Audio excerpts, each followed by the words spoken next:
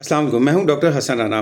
कादियानी जमात पाकिस्तान को दुनिया भर में अक़लियतों के हकूक़ और मजहबी हकूक़ के हवाले से बदनाम करती है और भारतीय और इसराइली नेटवर्क्स के साथ मिलकर पाकिस्तान के ख़िलाफ़ डिसइंफॉर्मेशन कैंपेन्स चलाती है और पाकिस्तान को पे कोशिश की जाती है कि पाकिस्तान पर मुआशी पाबंदियाँ आयद करवाई जाएँ।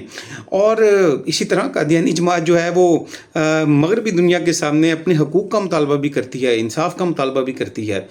लेकिन यहाँ पर मैं आपको एक बड़ी अहम नुक्ता जो है या अहम पॉइंट जो है वो मैं आपके सामने रखना चाहता हूँ। वो ये है कि 2021 में निदतुल नसर नामी एक कादियानी ख़ातून की जानिब से एक ऑडियो उसकी गुफ्तगू पर मुश्तमिल एक ऑडियो सामने आई, जिसमें वो मिर्ज़ा मसरूर जो कि कादियानियों का अब का सरबराह है उसके साथ गुफ्तगू कर रही थी।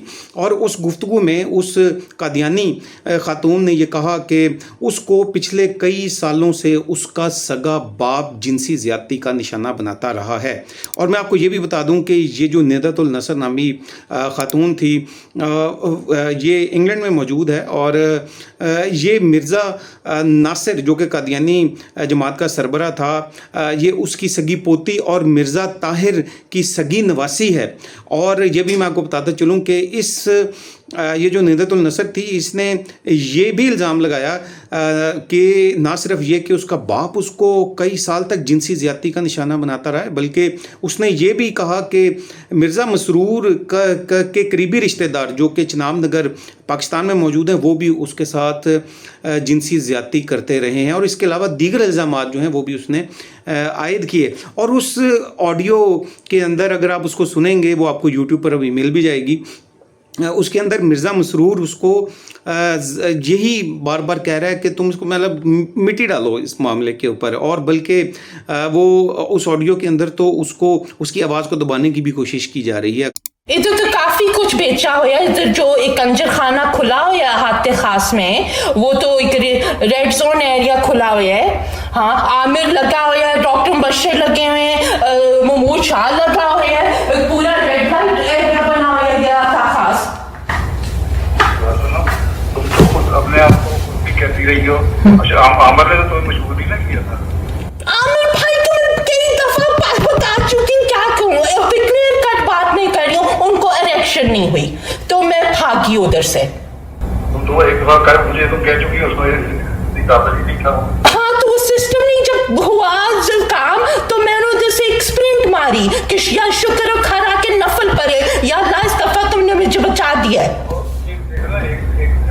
एक दफा तो पेश किया ना तुमने अपने आप को, वो इस काबिल नहीं है तो ताल्लुक कायम कर सके। तुमने मुझे बताया था पिछली को आपके कंधों पे चढ़ के वो औरतों को रेप कर रहे हैं। आपने इतनी ताकत दी है, ये कुछ नहीं था, बाकी जिंदगी में वो गोबर से भी बदतर था। अब यहाँ मैं ये नुक्ता बयान करना चाहता हूँ कि ये जो कादियानी जमात है ये पाकिस्तान को तो पूरी दुनिया में बदनाम करती है, पाकिस्तान के ख़िलाफ़ डिसइंफॉर्मेशन फैलाई जाती है, पाकिस्तान पर मुआशी पाबंदियाँ आयद करने की बात की जाती है। और कादियानी जमात मगरबी या बैरूनी दुनिया में या आलमी सतह पर कहती है जी उनको पाकिस्तान में हकूक़ हासिल नहीं हैं। वो अपनी जमात कि एक फ़र्द या एक रुकन को जिसके साथ उसका सगा बाप जिनसी ज़्यादती करता रहा, और ये वो रुकन है जो कि उनकी मिर्ज़ा फैमिली की अपनी ही ख़ातून है, उसको तो वो आज तक इंसाफ दिला नहीं सके। और जिन जिन लोगों पर उसने इल्ज़ाम लगाए उनको तो कानून के कटहरे में नहीं लाया गया और उनको जेल की सलाखों के पीछे तो नहीं भेजा गया।